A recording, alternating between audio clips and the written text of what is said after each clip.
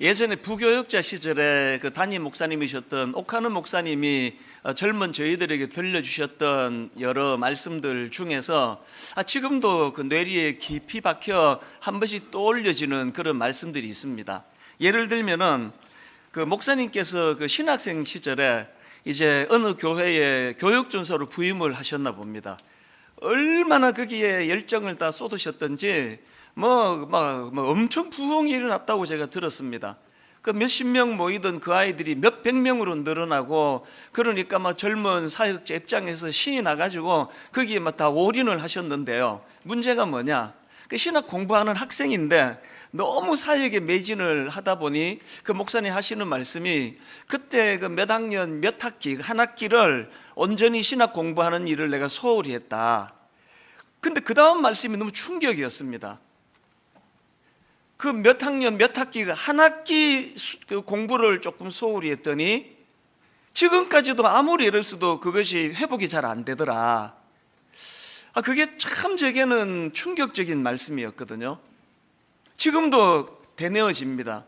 오늘 이 순간 이 시기에 해야 되는 일들을 놓치면 이거는 그 팔로우 하기가 그만큼 어렵다는 그 메시지로 들려지다 보니까 늘 일상에서 최선을 다하는 것이 얼마나 중요한가를 저는 목사님의 음성이 들리는 것처럼 제게 교훈이 될 때가 있습니다. 또 그런가 하면 또 이런 말씀도 기억이 나는데요. 이제 은퇴를 얼마 남지 않은 그 기간에 목사님이 그냥 독백처럼 툭 던지신 말씀으로 기억을 합니다. 무슨 말씀을 하시는가 하니까, 이제 내가 목회가 뭔지 조금 알 것 말 듯한데 이제 목회가 뭔지를 좀 알 것 같으니까 내 시기가 끝나버렸다. 은퇴할 때가 되었다. 이게 제게 왜 충격이 되는가 하면, 여러분 모두도 다 인정하시겠지만 옥하는 목사님은 적어도 제가 만난 이후로 제가 아는 바로는 곁눈질하면서 세월을 낭비한 적이 한 번도 없는 분이에요. 온전히 인생을 이 목양을 향하여 그거 하나만을 놓고 달려가고, 어떤 면에서는 자녀 교육도 좀 희생이 있고 가정도 돌보는 일이 좀 참 마음이 아프시고 그렇게 필요할 정도로 집중해서 한 곳을 향해 달려가신 그분도 시간이 모자란다는 거예요. 이게 참 충격이 됐는데 지금도 마찬가지입니다.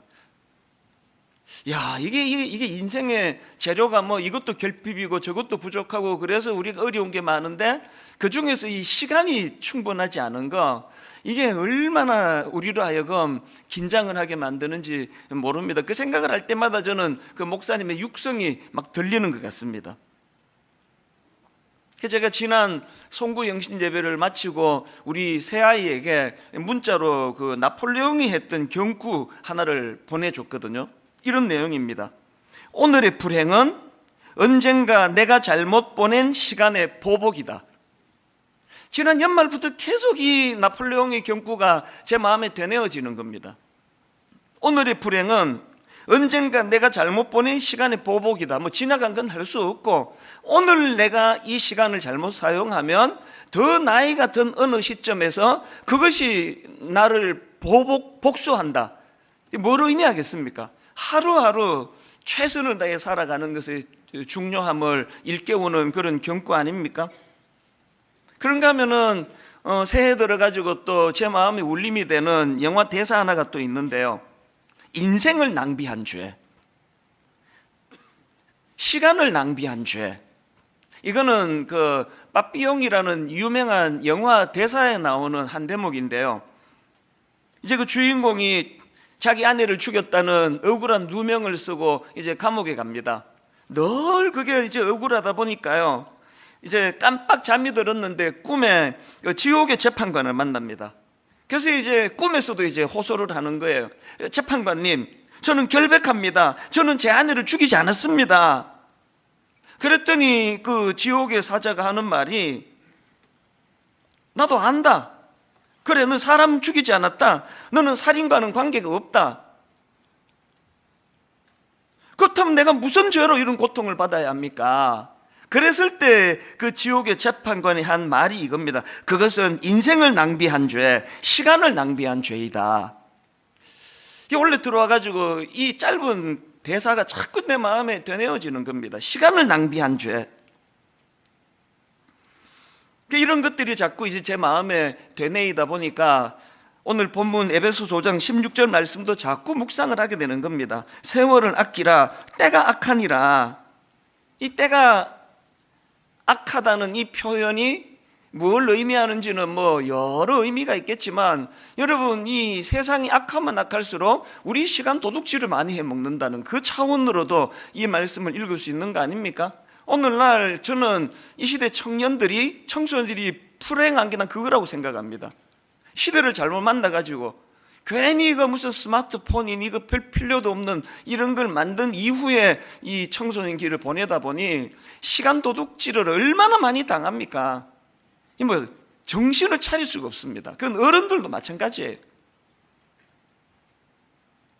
세월을 아끼라 때가 악하니라. 여러분, 여기 나오는 아끼라 이 단어는 헬라어로 엑사고라조라는 단어인데요, 이 단어는 원래 사다, 대가를 지불하고 구해내다, 이런 뜻을 가진 단어입니다. 이게 뭘 강조하는 표현입니까? 그만큼 내게 주어진 시간이 소중한, 내 가진 모든 걸 다 주고 반드시 사야 되는 금은 보화와 같이 중요한 게 그게 바로 내게 주어진 시간이다, 이걸 강조하기 위한 그 표현 아니겠습니까? 그러다 보니까 참 하나님께는 감사하는 일인데요, 요즘에 제 하루하루의 삶이 계속 이런 부분으로 좀 기도 제목이 떠올려지는 그런 상황입니다. 저희 어머니는 이제 연세가 96세가 되시다 보니까 이제 노심초사 막내 아들 위하는 마음밖에 없으신 것 같아요. 그래서 전화를 드리면 거의 매일 똑같은 말씀을 하세요. 연세가 이제 들어가시는 그런 특징이기도 한데요, 하여튼 전에는 안 그러셨거든요. 주를 위해 충성해라, 늘 충성해라, 이런 말씀하셨는데 요즘에는 전화만 드리면 힘들어서 어떡하니, 얼마나 힘드니, 계속 그런 말씀을 하세요. 죽을 것 같지, 이런 말씀도 하세요. 얼마나 힘드니 그러시면요, 제가 앵무새처럼 대사가 있습니다. 딱 두 마디 말씀을 드립니다. 첫 번째 마디가, 엄마, 우리나라 사람치고 이 정도 수고 안 하고 밥 먹는 사람 아무도 없습니다. 이게 내 첫 번째 드리는 말씀이고요. 그 다음 두 번째 드리는 말씀이 이겁니다. 엄마, 메뚜기도 한철인데 이렇게 필요할 때 있을 때 열심히 해야 되지 않겠습니까? 언제까지 저를 이렇게 필요로 하겠습니까? 그러면 또 어머니는 금방 승복을 하세요. 네 말이 맞다, 끊자, 그리고 끝이에요. 그 내일 되면 또 똑같은 말씀만 하세요. 얼마나 힘드니, 죽을 것 같지? 그럼 똑같은 말을 또 드려요. 그럼 네 말이 맞다. 이게 지금 계속 반복이 되는 그런 일상을 보내고 있는데요, 사실 저희 어머니께 드리는 제 답은 이거 정직한 제 고백입니다. 진심입니다. 이 나 같은 촌놈을 하나님이 이렇게 쓰임새 있도록 인도하시는데 이 얼마나 감사한 일이며, 그리고 메뚜기 한철 아닙니까? 이제 60이 됐는데 언제까지 제가 이렇게 쓰이겠냐고요. 그래서 제가 요즘에는 이런 생각을 하면은 이게 이제 군가처럼 계속 이제 되뇌어지는 찬양이 하나 있는데요. 어두운 밤 쉬되리니 내 직분 지켜서 찬 이슬 맺힐 때에 즉시 일어나 해 돋는 아침부터 힘써서 일하라. 일할 수 없는 밤이 속히 오리라. 맨 끝에 하나 불러드리려고 처음부터 다 부른 거예요. 일할 수 없는 밤이 속히 오리라. 이게 요즘 제 마음에 계속 되뇌어지니까 일할 수 있는 이 현실이 너무너무 감사한 거예요. 옛날에는 사실 순장님이 이제 한 몇 년 하다가 목사님 이제 좀 지쳐서 쉬어야 되겠습니다 할 때 내가 불러주던 그 찬양이었는데요, 일할 수 없는 밤이 속히 오는데 조금만 더 힘내시죠, 그런 뜻으로 저 찬양을 제가 주로 많이 인용했는데요, 요즘에는 진짜 내 영혼에게 제가 부르는 찬양이에요. 감사로 부르는 찬양이에요.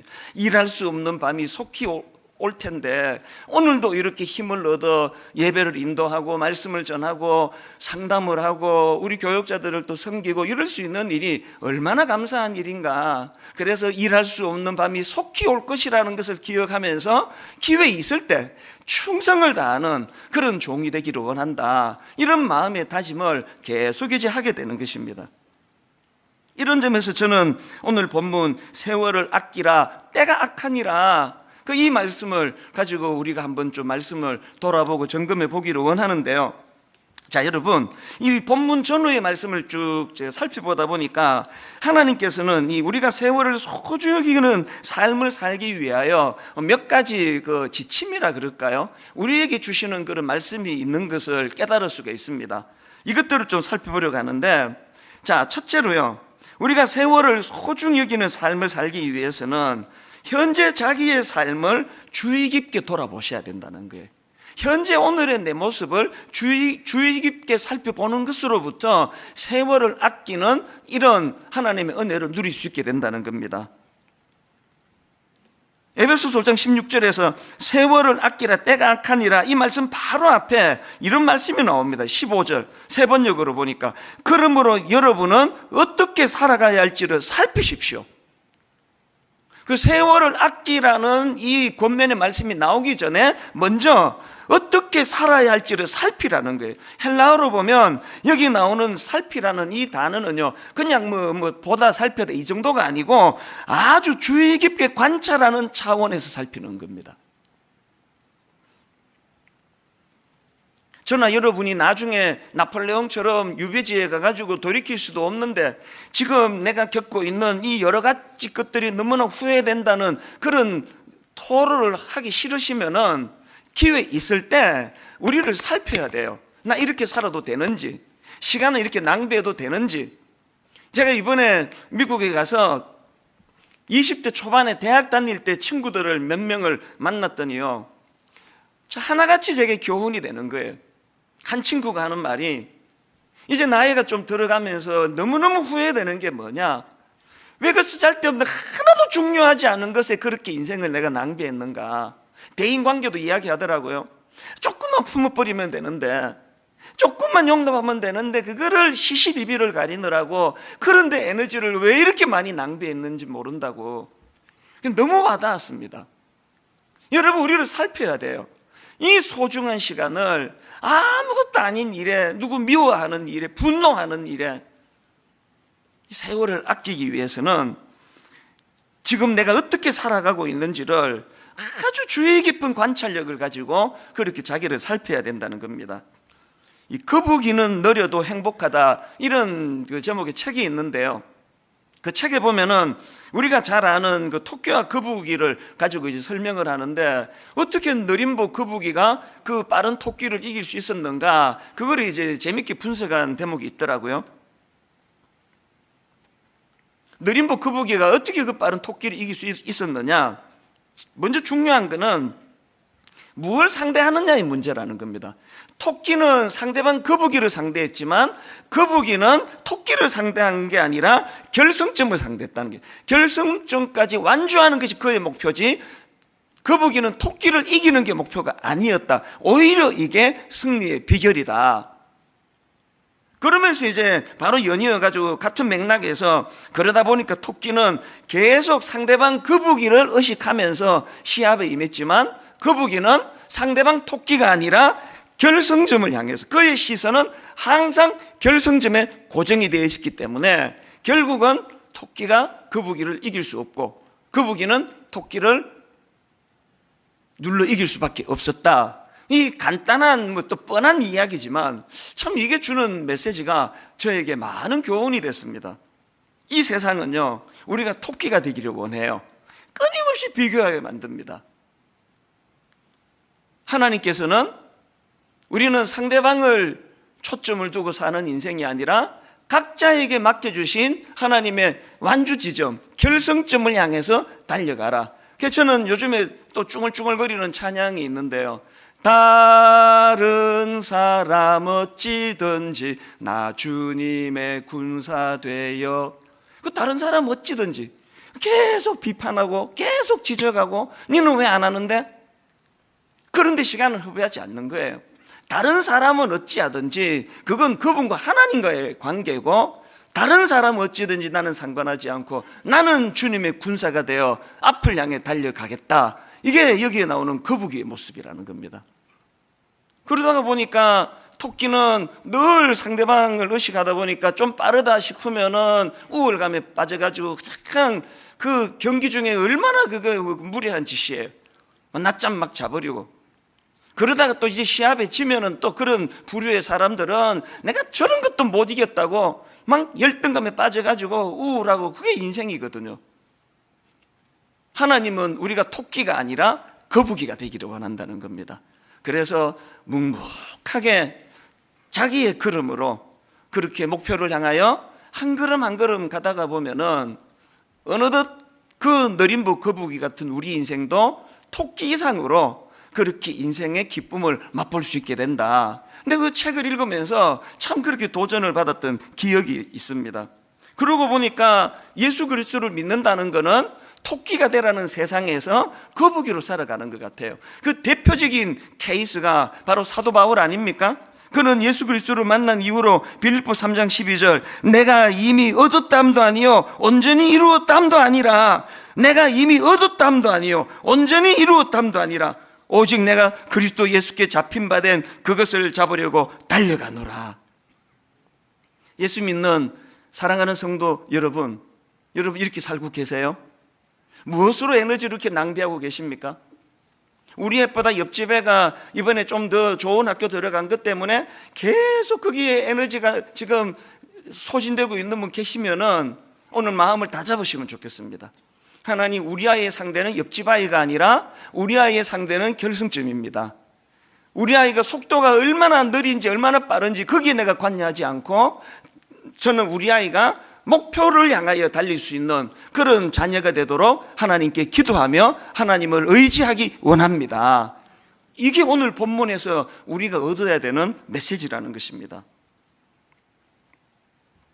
그런가 하면 두 번째로, 여러분, 우리가 이 세월을 소중히 여기는 삶을 살기 위해서는요, 이 주의 뜻이 내 삶의 기준이 되고 있는지를 늘 돌아보셔야 합니다. 주의 뜻이 삶의 기준이 되지 않는데 열심히 사는 삶, 이게 가장 허무한 인생입니다. 16절과 17절을 연속으로 한번 보시겠습니까? 우리 화면에도 나오니까요, 우리 합심해서 이거 한번 같이 한번 읽어보십니다. 16절 17절 시작. 세월을 아끼라 때가 악하니라 오직 주의 뜻이 무엇인지 이해하라. 여러분, 지금 세월을 아끼라는 이 말씀 바로 이어 나오는 게 뭐냐 하니까 오직 주의 뜻이 무엇인지를 이해하라는 겁니다. 여기 나오는 이해하라는 단어는 원어로 보면은 이 종합적인 판단을 내릴 수 있는 그런 능력 차원에서의 이해예요. 종합적인 판단을 가지고 이해하는 이해력, 이게 얼마나 중요합니까? 제가 앞에서 언급했던 거북이는 느려도 행복하다, 그 책에 이런 내용이 나옵니다. 한번 내용을 들어보십시오. 오늘날 토끼 같은 청춘들이 얼마나 많은가. 그들은 이리 뛰고 저리 뛰고 열심히 무언가를 위해 달리지만 자신이 어디로 가고 있는지에 대한 방향을 잃어버렸다. 비전이 없다는 것은, 잘 들어보세요. 비전이 없다는 것은 목적지를 알지 못하고 태평양 한가운데에서 그저 노를 젓고 있는 모습과도 같다. 너무나 제게 와닿는 말씀입니다. 목적지를 알지 못하고 태평양 한가운데서 그저 노를 젓고 있는 모습, 이게 주님의 뜻이 자기 삶의 기준이 되지 않은 채 열심히만 사는 사람들이 가지는 허무예요.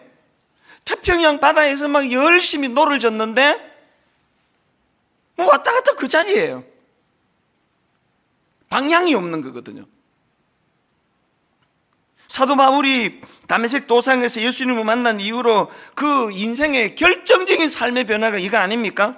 사도행전 20장 24절 얼마나 뚜렷한 방향과 목표와 목적이 있었던지 이렇게 고백합니다. 내가 달려갈 길과 주 예수께 받은 사명 곧 하나님의 은혜의 복음을 증언하는 일을 마치려면 나의 생명조차 조금도 귀한 것으로 여기지 아니하노라. 여러분이 하나밖에 없는 자기 목숨을 난 이것을 위하여 난 던질 준비가 되어 있다, 이런 확신을 가진 그 무엇을 발견한 인생, 행복한 인생 아닙니까? 지금 이 코로나 바이러스를 위시해 가지고 뭐 전 세계적인 지금 혼란, 이거는 지금 표류하는 배와 같습니다. 왜 이렇게 두려운 거예요? 저 목회 30년 동안에 이렇게까지 예배가 흔들거려 본 적은 뭐 전 세계적으로 지금 일어나고 있는 이런 현상은 정말 두려운 일이에요. 왜 이렇게 두려우세요? 한치 앞을 모르니까요. 예배 왔다가 누가 이걸 옮길지 모르니까. 그냥 두려운 거예요. 공포스러운 거예요. 그저께 저랑 가깝게 지내는 어떤 교수님이 이 시대 현상을 참 역시 전문가들은 달라요. 딱 세 줄로 딱 분석한 글을 제게 보내왔습니다. 딱 첫 줄이 이렇습니다. 모든 시대. 화면으로도 좀 부탁을 했거든요. 모든 시대, 권위자가 있던 시대, 포스트 모던 시대, 이 시대죠. 포스트 모던 시대, 권위가 상대화되는 시대, 포스트 모던 시대, 각자가 신이 되는 시대. 딱 이 하나로 이 시대 현상을 설명을 했더라고요. 뭐 그런 그 뉴스 신문 기사 다 읽으셨겠지만요, 2000년대 이전에는 이런 종류의 바이러스를 듣지도 보지도 못했다는 거예요. 왜 자꾸 이런 일이 발생을 하는 겁니까? 각자가 신이 돼버리니까요. 각자가 기준이 돼버리니까요. 절대적인 어떤 중심이 없다가 보니까 태평양 바다에서 노는 열심히 졌는데 어디로 가는지 아무도 몰라요. 이것이 집단화가 되니까 저는 너무 공포스러운 게요. 뭐 이거야 뭐 이제 또 뭐 곧 끝나겠죠. 어떤 괴물 같은 게 또 치고 들어올지, 무엇이 우리를 위협할지 알 수 없는, 한치 앞도 알 수 없는 이런 시대가 돼버린 게 왜 그러냐? 저는 이게 잠언 21장 5절에서의 말씀과 맥락이 있다고 생각하는데요. 잠언 21장 5절을 보십시오. 부지런한 자의 경영은 풍부함에 이를 것이나 조급한 자는 궁핍함에 이를 따름이니라. 보통 우리가 알기로 부지런한 거에 반대되는 개념은 게으른 거 아닙니까? 부지런한 자에 반대되는 개념은 게으른 자인데요, 여기 보니까 부지런한 자의 반대 개념이 조급한 자라는 거예요. 여기 나오는 부지런한, 이건 히브리어로 하루츠라는 단어인데요, 이 하루츠라는 단어가 형용사로 사용이 되면 날카로운, 부지런한 이런 의미로 사용이 되는데, 이게 명사형으로 사용이 되면 단호한 결의, 이런 뜻으로 사용이 된다는 겁니다. 그래서 그 트럼프 롱맨 교수 같은 분은 이 구절을 설명하면서 이 부지런한 자를 결의가 굳은 자로 해석을 합니다. 결의가 굳은 자의 특징이 뭐라고요? 조급하지 않다는 겁니다. 결의가 굳은 자, 그리고 또 이 부지런함의 반대말이 이게 조급함이라고 한다면, 우리는 게으른 문제는 뭐 해결이 됐는지는 모르지만 오늘 이 시대 대부분의 사람들이 이 조급함의 문제, 그래서 저는 이 구절을 쭉 묵상을 하다가 여러 번 말씀드린 시편 1편에서 분류하는 두 군상, 바람직한 인간의 모습과 바람직하지 못한 인생의 모습, 성경이 바람직한 인생으로 묘사하는 3절을 보시오. 시편 1편 3절. 그는 시냇가에 심은 나무가 철을 따라 열매를 맺으며 그 잎사귀가 마르지 아니한 같으니 그가 하는 모든 일이 다 형통하리로다.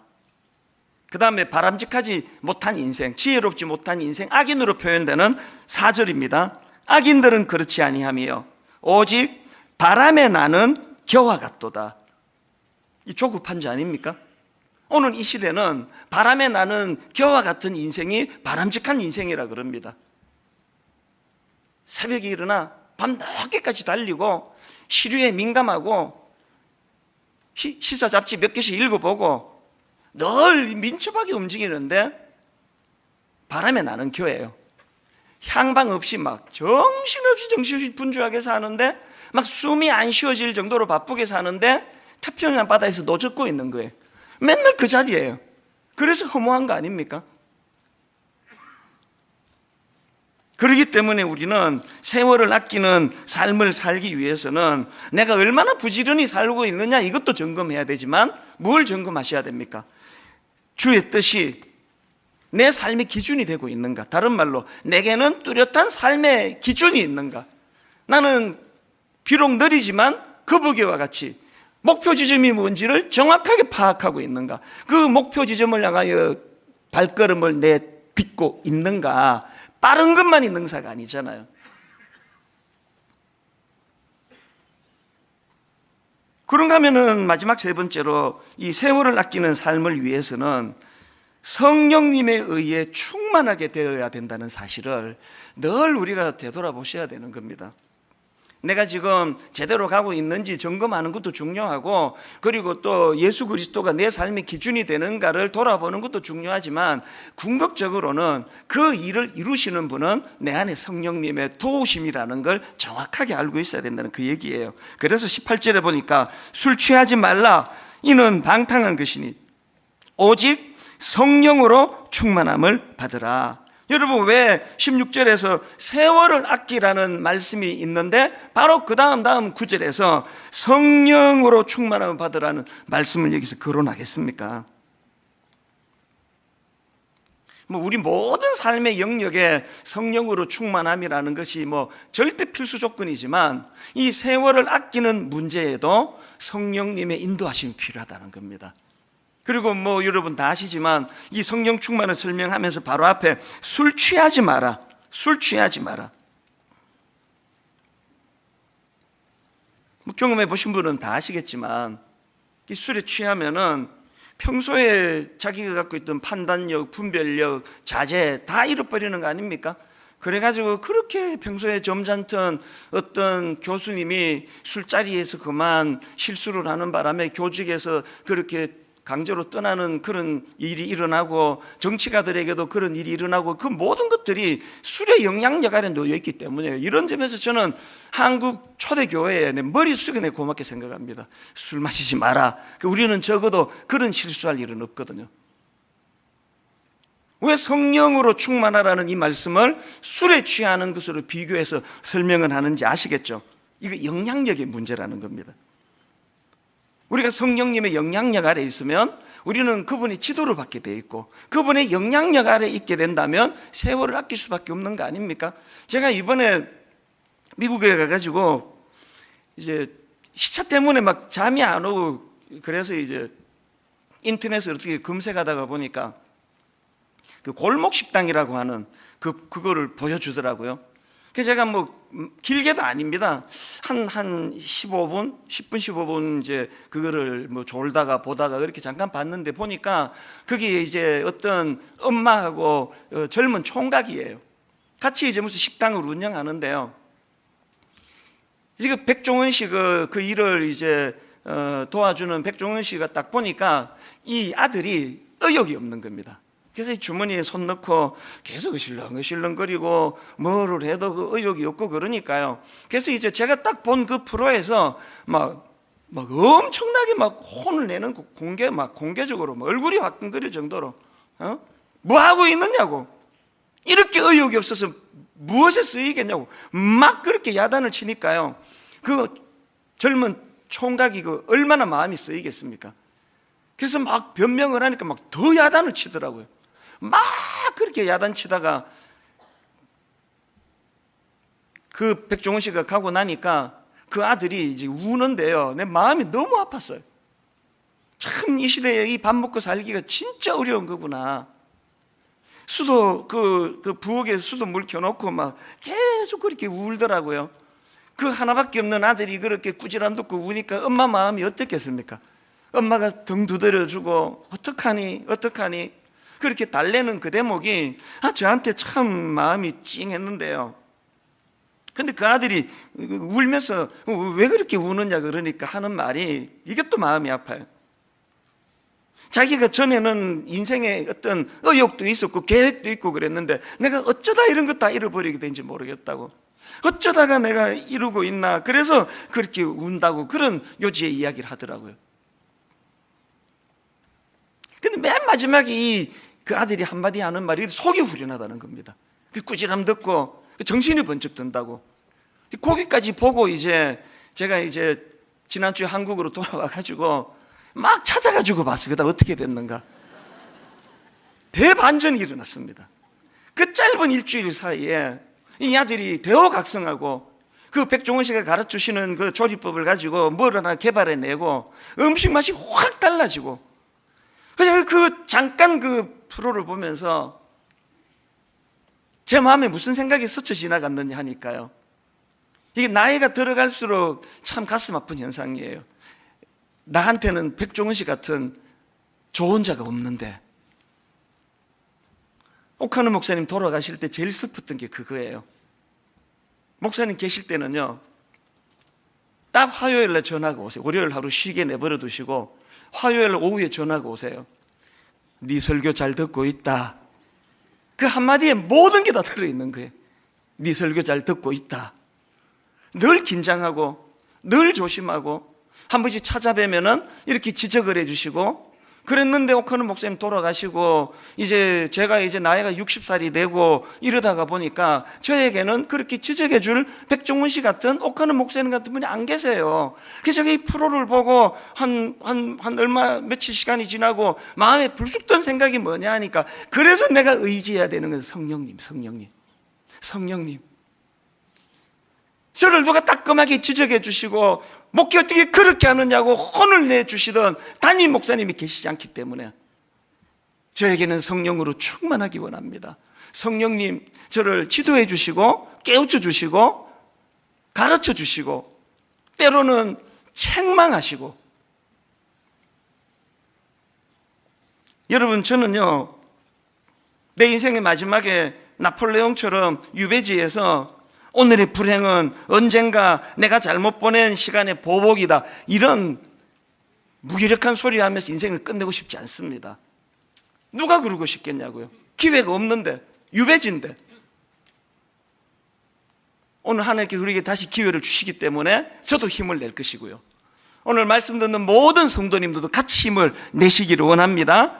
성령님을 의지하여 더욱 성령으로 충만하여 그분이 저를 견인해 주셔서 의욕을 잃어버린 그 TV 프로에 나오는 그 젊은 청년처럼 그 따끔한 지적 앞에 다시 한번 힘을 얻어 달려가는 그런 성령님의 인도하심으로 인해 삶의 의욕이 회복이 되고 잘못된 방향이 되찾아지는 그런 믿음의 성도님들 되시기를 바랍니다.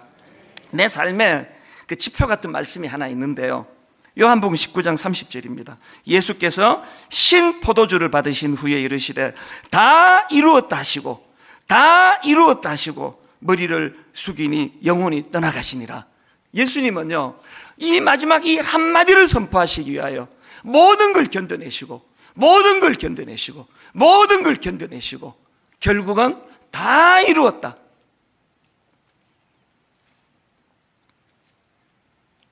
이번 멕시코 집회하고 미국 집회는 아마 30년 내 목회 중에 제일 힘든 기간이었던 것 같아요. 우선 그 미국 비행기 타기 일주일 전부터 아파가지고요, 계속 아팠거든요.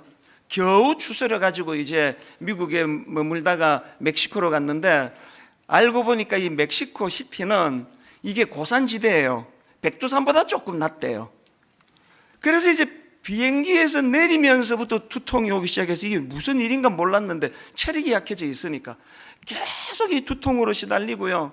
그러다가 또 좀 있다가 또 설사가 막 계속 그치지를 않아가지고 정말 힘들었습니다. 그런데 너무너무 신기하게도요, 계속 머리 아프다가 저녁 집회가 되면은 잠깐 괜찮고, 설교 끝나고 오면 또 머리 아프고, 설사도 또, 근데 좀 지저분한 얘기를 해서 자세히 말씀 못 드리는데요, 마지막 축도 직전까지 이게 지금 아슬아슬한 이런 과정을 계속 거치면서도 그 멕시코 시티 집회가 너무나 하나님 은혜로 손색 없이 잘 치루어졌거든요. 그렇게 하고는 LA로 와가지고 마지막 금요일, 토요일, 주일 저녁 오후까지 집회를 잘 마치고요, 완전히 잘 마치고 바로 짐 싸가지고 공항으로 가는 때부터 아프기 시작하는 거예요. 기침이 나고 지금까지 아파요. 저 지금도 아프거든요. LA 공항에서 두 번 하니까 주변 사람 다 떠났습니다. 어제 이런 기도가 나오더라고요. 하나님, 내 인생이 이렇게 되기를 원합니다. 얼마나 안락한 2주간의 여행을 잘 보냈느냐를 기뻐하는 것이 아니라 맡겨진 이 사명을 차질 없이 잘 보낸 것을 기뻐하는 인생이 되기를 원합니다. 저는 오늘도 기도해요. 지금도 몸이 컨디션이 안 좋거든요. 아버지, 오후까지만 견디게 해주시고 저녁부터는 아파도 괜찮습니다. 어떻습니까? 약 먹으면 되죠. 사명을 따라 사는 인생, 세월을 아끼고 사명을 따라, 그렇게 우리가 인생이 다 끝나는 마지막 시점에서 참 주님이 하셨던 그 한마디 말씀처럼 다 이루었다, 거북이처럼 나는 누가 뭐라 그래도 목표를 향하여 뚜벅뚜벅 걸어가는 인생이었노라고. 그래서 나폴레옹 제로 유배지에서 오늘의 불행은 언젠간 내가 잘못 보낸 시간의 보복이다, 이런 소리 하면서 인생을 끝내지 아니하는 그런 믿음의 형제 자매님 되시기를 주님 이름으로 축원합니다. 그 일을 성령님이 도와주실 줄로 믿습니다.